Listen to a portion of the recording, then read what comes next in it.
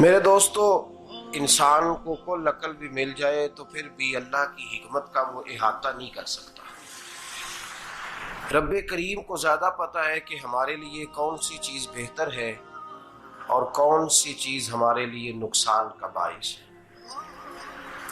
اللہ تبارک و تعالی کی حکمت یہ چاہتی ہے کہ میرے بندے پریشان نہ ہوں۔ رب یہ چاہتا ہے کہ میرے بندے کسی جگہ پہ بھی دقت اور پریشانی کا شکار نہ ہو، تو اللہ تبارک و تعالی نے راہ اعتدال اختیار کرنے کا حکم ارشاد فرمایا کہ تم اعتدال کے رستوں پہ چلو، معتدل زندگی گزارو، افراط و تفریط سے بچو۔ آج جس معاشرے میں ہم وقت گزار رہے ہیں، اس معاشرے میں ہم اس بات کو سمجھنے سے قاصر ہیں کہ اصل ہمارا مسئلہ کیا ہے۔ ہمارا اصل جو مسئلہ ہے اس کی شناخت ہمیں کیسے ہوگی اور ہم پھر اس تک رسائی کس انداز میں حاصل کر پائیں۔ ہم ہمیشہ اپنی آمدن بڑھانے کے چکر میں رہتے ہیں، ایک کام اور شروع کر لیں، پارٹ ٹائم جاب شروع کر لیں، کوئی سائیڈ بزنس اس کا آغاز کر لیں۔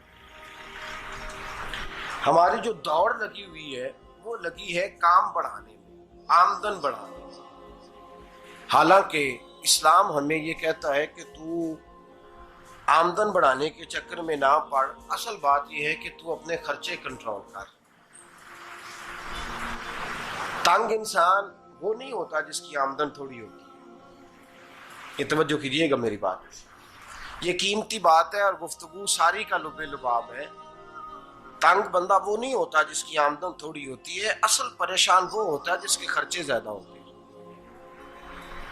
اور ہمارا جو روزمرہ کا نقصان ہو رہا ہے نا، وہ آمدن کے معاملات میں نہیں ہو رہا۔ بنیادی نقص جو واقعہ ہو رہا ہے وہ یہ ہے کہ ہمارے اخراجات زیادہ ہیں، اور وہ اخراجات کسی اور نے نہیں بڑھائے، وہ خرچے ہم نے خود بڑھا لیے ہیں اور اب ہمیں اس کا نقصان بھگتنا پڑ رہا ہے۔ اور اگر آپ صحیح معنوں میں ٹٹولیں تو جو بہت امیر لوگ ہیں وہ تو ان خرچوں سے بچ گئے۔ میں نے بہت سارے ایسے ختمات میں شرکت کی ہے، میں بہت ساری ایسی جگہوں پہ گیا ہوں کہ جہاں لوگوں نے بڑا مختصر سا ختم دلایا ہے تو ہو گیا ہے ختم۔ ختم کے معاملے میں کب کسی نے پابندی لگائی ہے کہ اس میں 200 آدمی شریک ہوگا تو تب یہ سال ثواب صحیح ہو سکے گا؟ کون کہتا ہے؟ یا شادی کے موقع پر اگر سارے بہن بھائیوں کو نہ بلایا گیا تو میری شادی پایہ تکمیل تک نہیں پہنچے گی، اس میں برکت نہیں ہوگی، یہ کس نے فتویٰ دیا ہے؟ معتدل زندگی کا اسلام حکم دیتا ہے۔ میں پڑھ رہا تھا کہ ایک بہت بڑا صدر ہے، غالباً سوڈان کے صدر کی بات ہو رہی تھی، تو اپنے بیٹے کی بارات لے کے گیا تو 4 لوگ گئے ہیں بارات، اور 15 لوگوں کا اس نے اہتمام کیا اپنے گھر میں کھانا کھانے کا۔ تو کیا شادی ہو گئی کہ رک گئی؟ تو بھائی راگ الاپنا اس بات کا کہ بڑی پریشانی ہے، کوئی سائیڈ بزنس شروع کیا جائے فلان جگہ فلان جگہ فلان جگہ، تو اصل معاملہ یہ ہے کہ پہلے ایک بندہ کماتا ہے تو پھر بھی گھر ہی چلتا ہے، پھر بڑا بیٹا ساتھ شامل ہوتا ہے تو پھر بھی گھر ہی چلتا ہے، پھر منجلا بیٹا شامل ہوتا ہے تو پھر بھی گھر ہی چلتا ہے۔ جو رونا دادا جی رویا کرتے تھے کہ بڑی مصیبت ہے، بڑی مشکل ہے، گاؤں میں رہ اکیلے ہوتے تھے اور وہ 5 بچوں کو اور 4 بچیوں کو وہ پالتے تھے، تو جو وہاں پریشانی تھی وہی آج پریشانی شہر میں آ کر پڑھ لکھ کر موٹی تنخواہ لے کر وہی پریشانی ہمیں ہے۔